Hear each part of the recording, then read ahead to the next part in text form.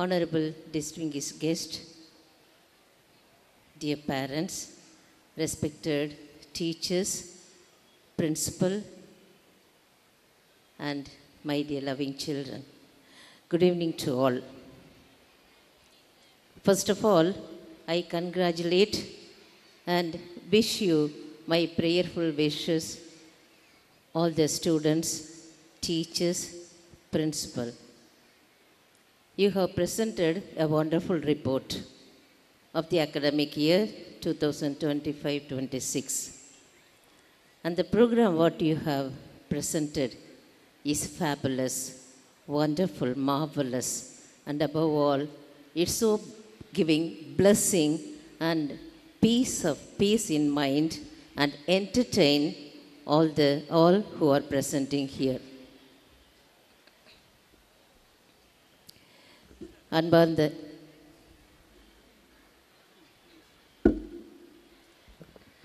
பெற்றோர்களை,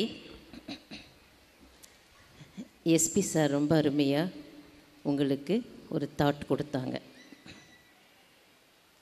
நான் 35 வருடமாக கல்வி பணியில் பணியாற்றுகிறேன். அவங்க சொன்னதில் 100% உண்மை. ஏன்னா பேரண்ட்டோட டீல் பண்ணி ஸ்டூடெண்ட்ஸோட டீல் பண்ணுற பிரின்சிபலுக்கு தான் அந்த வலியும் வேதனையும் தெரியும். பிள்ளைங்க எவ்வளோ கஷ்டப்படுறாங்க, பேரண்ட் எவ்வளோ கஷ்டப்படுறாங்கன்ட்டுன்னு யார்கிட்டையும் வெளியிலையும் சொல்ல முடியாது. ஆனால் பிள்ளைகளை நீங்கள் உங்கள் கண்முன் தான் நீங்கள் மீடியா யூஸ் பண்ண அலோவ் பண்ணணும். ஈவன் ஐ அட்வைஸ்ட், நான் சில பேரண்ட்டை, இந்த மாதிரி பிடிக்கிற பேரண்ட்டை முதல்ல சொல்கிற அட்வைஸ், தனிமையில் ரூமில் விடாதீங்க. முதல்ல லேட்ச் போட்டிருப்பீங்க இல்லையா, கொக்கி போட்டிருப்போம் இல்லையா, அந்த கொக்கியை எடுத்துருங்க. Yes, I am not saying lie. I have handled so many children like this, so many 10th, 9th, 11th, 12th girls, even boys in matriculation. அதில் கோஆப்ரேட் பண்ணுற பிள்ளைங்க இருந்தாக்க நம்ம அருமையாக ஹேண்டில் பண்ணலாம். ஆனால் வெரி டிஃபிகல்ட், ரொம்ப கஷ்டம் அவங்கள வெளியில் கொண்டுட்டு வரத்துக்கு. அன்பார்ந்த பெற்றோர்களே, நிதர்சனம் என்ன அப்படின்னாக்க, நீங்கள் குழந்தைகளுக்கு நோ சொல்ல பயப்படுறீங்க. பயம் கிடையாது, ஃப்ரீயாக விடுவோமே நம்ம குழந்தைய. அது பெண் பிள்ளைங்களா, எவ்வளோ நாளைக்கு நம்மக்கிட்ட இருக்க போகுது, அது வேறு வீட்டுக்கு போகிற பிள்ளை. அதனால் நம்ம ரொம்ப சந்தோஷமாக வச்சுருப்போன்னு நினைக்கிறீங்க. அப்போ நீங்கள் எதுக்குமே நோ சொல்கிறது கிடையாது. ஆனால் ஒரு அந்த தடுமாறும் வயசு வரும் பார்த்தீங்களா, இப்போல்லாம் தடுமாறும் வயசு முன்னாடியே வந்துடுது. அந்த காலத்துலலாம் பின்னாடி வந்துச்சு. இப்போ தடுமாறும் வயது ரொம்ப ஏர்லியாக வருது.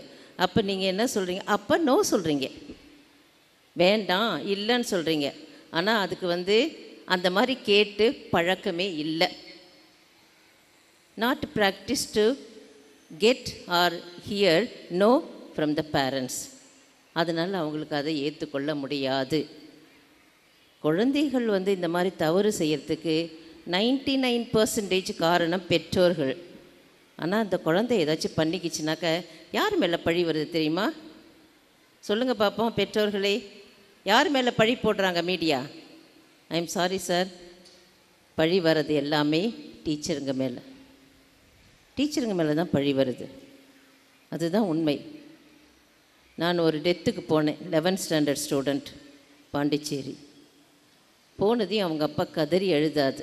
என்ன தெரியுமா, அந்த மொபைலில் நீ வைக்காத, படிமான் தானே சொன்னேன், நான் வேறு என்ன உன்கிட்ட சொன்னேன், அதுக்கு இவ்வளோ பெரிய பனிஷ்மெண்ட் எனக்கு கொடுத்துருச்சு, போயிடுச்சுமா அப்படின்னு எழுதார். இனி கிடைக்குமா பிள்ளை? கிடைக்காது. அதனால தான் சொல்கிறேன், வேண்டாம் என்றால் வேண்டாம் அப்படின்னு சொல்ல நீங்கள் கற்றுக்கொள்ளணும். குழந்தைக்கு தேவையில்லைன்னா தேவையில்லை.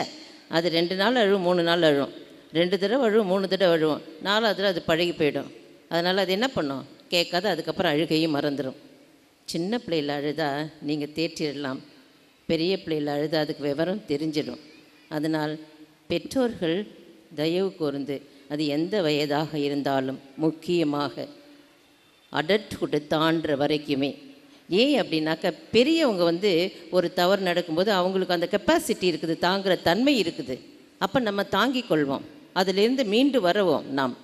ஆனால் அந்த இளம் வயதில் 12, 15, 16, 18, 20 இந்த வயதில் அவங்களுக்கு கண்டிப்பாக அதை தாங்கும் சக்தி கிடையாது. போகிற வரைக்கும் அது அப்படியே போயிட்டுருப்பாங்க, நல்லா என்ஜாய் பண்ணுவாங்க. ஆனால் தடுமாறும் பொழுது அவர்களால் எழுந்திருக்க முடியாது.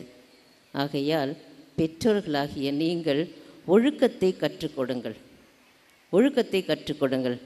இந்த சார் சொன்னது போல் இதில் நிறைய பேர் இங்கே இருப்பீங்க, வெளிநாட்டில் இருப்பீங்க, வெளி ஸ்டேட்டில், வெளி டிஸ்ட்ரிக்டில் பெண்கள். ஏன்னா 1882 இந்த சென்ட் ஆன் ஸ்கூல் தொடங்கப்பட்டது. 1844 எங்கள் ஃபவுண்டர் பெண்களுக்கென்று கல்வியை முதலில் பாண்டிச்சேரியில் தொடங்கினார். அன்றிலிருந்து இன்று வரை இந்த இம்மாக்குலேட் ஹார்ட் ஆஃப் மேரி காங்கிரிகேஷனுங்கிறது, சபைங்கிறது எல்லா விதத்திலும் பெண்களுக்கு இப்பொழுது கல்வி மட்டுமல்ல, ஹெல்த் கொடுக்குறாங்க. எல்கேஜிலேருந்து இங்கே இந்த கடலூரே எடுத்துக்கிட்டிங்கன்னா ஃபஸ்ட்டு சென்ட் ஆன்ஸு, அதுக்கு அடுத்தது மாடல் ஸ்கூல், அப்புறம் இங்கிலீஷ் மீடியம் ஸ்டார்ட் பண்ணாங்க. அதுக்கப்புறம் இந்த சிபிஎஸ்சிக்கு முன்னாடி கூத்தப்பாக்கம் மெட்ரிகுலேஷன் ஹையர் செகண்டரி, அதுக்கப்புறம் இந்த சிபிஎஸ்சி, இப்போ Immaculate college Kanganankuppam. If God allows, கடவுள் விருப்பம் இருந்தால் வரும் 1 அல்லது 2 ஆண்டுகளில் இன்டர்நேஷ்னல் ரெசிடென்ஷியல் ஸ்கூல் ஸ்டார்ட் பண்ணலாங்கிற ஒரு ஐடியா இருக்குது, கடவுள் விரும்பினால். ஆகையால் எங்கள் இந்த சபையானது பெண்களுக்கென்றே அதிக முக்கியத்துவம் கொடுக்குறோம். எங்களுடைய உழைப்பு, எங்களுடைய ஆதரவு எல்லாமே பெண்களுக்கு. எங்கள் ஃபவுண்டர் சொல்லுவார், ஆணை படிக்க வைத்தால் அவன் மட்டும் பயன் பெறுவான், ஒரு பெண்ணை படிக்க வைத்தால் அந்த சமுதாயம் முழுவதும் திருந்தும், அந்த சமுதாயம் முழுவதும் நல்முறையில் வாழ கற்றுக்கொள்ளும். ஏன்னா குடும்பத்தில் ஆண்கள் சம்பாரிச்சிட்டு போயிடுவீங்க, ஆனால் உங்களை தன்னுடைய கணவன், ஹஸ்பண்ட், மாமனார், மாமியார், குழந்தைகள் எல்லாவரையும் கட்டுக்கோப்புக்குள்ளே அவங்களுக்கு சாப்பாடு ஊட்டுறதுலேருந்து ஒழுக்கம் கற்றுக் கொடுக்கறதுலேருந்து யார் செய்கிறா? வீட்டில் பெண்கள் தான் செய்கிறீங்க. அதனால் பெண்கள் எந்த விதத்துலையும் சளைத்தவர்கள் அல்ல. நீங்கள் எப்படி பிள்ளைங்களை விளைக்கிறீங்களோ அது போல தான் அந்த குழந்தை வளரும். பல நேரங்களில் நம்ம கேள்விப்படுவோம், ஏன் பிள்ளை அப்படின்னு ஆண்கள் சொல்லுவாங்க. எப்போ? அது நல்லா ஷைன் பண்ணும்போது. தப்பு செஞ்சால் என்னாடி நீ பிள்ளை வளர்த்துருக்குற சொல்லுவாங்களா, சொல்ல மாட்டாங்களா? பதில் வரமாட்டேங்குது. சொல்லுவாங்க. அவங்க சொல்கிறதுல பாதி உண்மை இருக்குது, நான் இல்லைன்னு சொல்ல மாட்டேன். ஏன் அப்படின்னாக்க, குழந்தைகளை சாதாரணமாக எல்கேஜியில் அது குறிப்பிட்ட வயது வர்ற வரைக்கும் உங்கள் முந்தானியை பிடிச்சிட்டு தான் குழந்தைங்கள், பெண்ணாக இருந்தாலும் சரி ஆணாக இருந்தாலும் சரி வளர்கிறாங்க. நம்ம கல்ச்சரில் தொடுதல் அதிகமாக இல்லை. ஆனால் இந்த காலத்தில் ஹக் பண்ணுறது, எனக்கு தமிழில் ஹக்கிங், கிஸ்ஸிங், அதாவது முத்தமிடுதல். குழந்தைகளை நல்லா ஹக் பண்ணுங்க, அரவணைங்க. குறிப்பிட்ட காலம் வரைக்கும் தான் நீங்கள் அதை செய்ய முடியும். அவங்க உங்கள் அன்பை சுவைக்கணும். உங்கள் அன்பை அவங்க எக்ஸ்பீரியன்ஸ் பண்ணினாங்க அப்படின்னா வெளியில் தேட மாட்டாங்க. நான் எங்கள் ஜூனியர்ஸ்க்கு சொல்லுவேன், இப்போ மட்டும் இல்லை எப்பயுமே, அதாவது இளம் சகோதரிகள்கிட்ட சொல்லுவேன் நான், நீங்கள் கம்யூனிட்டியில் நீங்கள் இருக்கிற இல்லத்தில் சந்தோஷமாக இருங்க, அவங்கள அன்பு செய்யுங்க. அப்போ நம்ம வெளியில் நமது அன்பை தேட மாட்டோம். அதுதான் பெற்றோர். நீங்கள் எவ்வளவுக்கு உங்கள் குழந்தைங்களை வளர்த்து, நல்முறையில் வளர்த்து, நல்லது சொல்லி கொடுத்து, தவறு செய்யும் பொழுது கண்டித்து அன்பு செய்து வளர்க்கிறீர்களோ அந்த அளவுக்கு அவங்க உங்கள் மேலே அட்டாச்சாக இருப்பாங்க. ஏதாச்சும் தப்பு நடந்தால் கூட ஷேர் பண்ணி சொல்லுவாங்க. இதை மீறி நீங்கள் எந்த நேரமும் திட்டினாலோ அல்லது உங்கள் அன்பை காட்ட மறுத்தாலோ அந்த குழந்தை வேறு எங்கே தேடும்? வெளியில் தேடும். ஆகையினால் பெண்களாகிய உங்களுடைய அந்த சைக்காலஜி, மனோதத்துவம் பெண்களாகிய எங்களுக்கும் தெரியும். நீங்கள் பெற்றெடுத்த 1 அல்லது 2 குழந்தைகளுக்கு தாய், நாங்கள் ஆயிரக்கணக்கான குழந்தைகளுக்கு தாய். எனவே உங்களை அன்போடு கேட்டுக்கொள்கிறேன், இந்த பள்ளியில் பெண் குழந்தைகளை பெண்களுக்காக உள்ள எங்களுடைய பள்ளியில் படிக்க வையுங்கள். இதுதான் எங்களுடைய நோக்கம். அவர்களுடைய ஆளுமையை நாங்கள் வளர்க்க, படிப்பறிவோடு அவர்களுக்கு கற்றுத்தர வேண்டிய அனைத்து ஒழுக்கங்களையும் சமுதாயத்தில் எவ்வாறு அவர்கள் நடந்து கொள்ள வேண்டும் என்பதையும் அவர்களுக்கு பாடத்தோடு பால் ஊட்டுவது போல் ஊட்டி நாங்கள் வளர்க்கின்றோம். இதுதான் எங்கள் சபையை ஏற்படுத்தினவரின் நோக்கமும் எங்களுடைய நோக்கமும் அதுவே.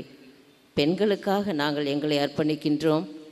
கண்டிப்பாக நாங்கள் இயேசுக்கு தான் அர்ப்பணம் செஞ்சுருக்கோம், கடவுளுக்கு தான் அர்ப்பணம் செஞ்சுருக்கிறோம். ஆனால் யார் வழியாக, யாருக்கு செய்வதன் மூலம்? கண்காணாத கடவுளுக்கு நாம் எந்த வேலையும் எந்த ஒன்றும் செய்ய முடியாது. ஆனால் கண்கண்ட உங்களுக்கு, முக்கியமாக பெண் குழந்தைகளுக்கு சேவை செய்வதன் மூலம் நாங்கள் எங்களுடைய புனிதத்தை வளர்த்து கொள்கிறோம். அதன் வழியாக உங்களது புனிதத்தையும் நாங்கள் வளர்க்கிறோம், வளர்க்க ஆசைப்படுகிறோம், வளர்ப்போம் என்று உறுதி கூறி நான் எல்லா இந்த பள்ளி தலைமை ஆசிரியருக்கும், ரெஸ்பெக்டட் டீச்சர்ஸ், டீச்சிங் அண்ட் நான் டீச்சிங் ஸ்டாஃப், முக்கியமாக குழந்தைகளுக்கும் எனது வாழ்த்துக்களையும் ஜெபங்களையும் உரித்தாக்கிக் கொள்கின்றேன். 10 மற்றும் 12ஆம் வகுப்பு மாணவிகள், பொதுத் தேர்வு எழுதியிருக்கும் மாணவிகளுக்கு முக்கியமாக வாழ்த்துக்களை தெரிவித்துக் கொள்கிறேன். நீங்கள் உங்களுடைய எதிர்காலம் வளமோடும் நலமோடும் வாழ இறைவனை பிரார்த்திக் கொள்கின்றேன்.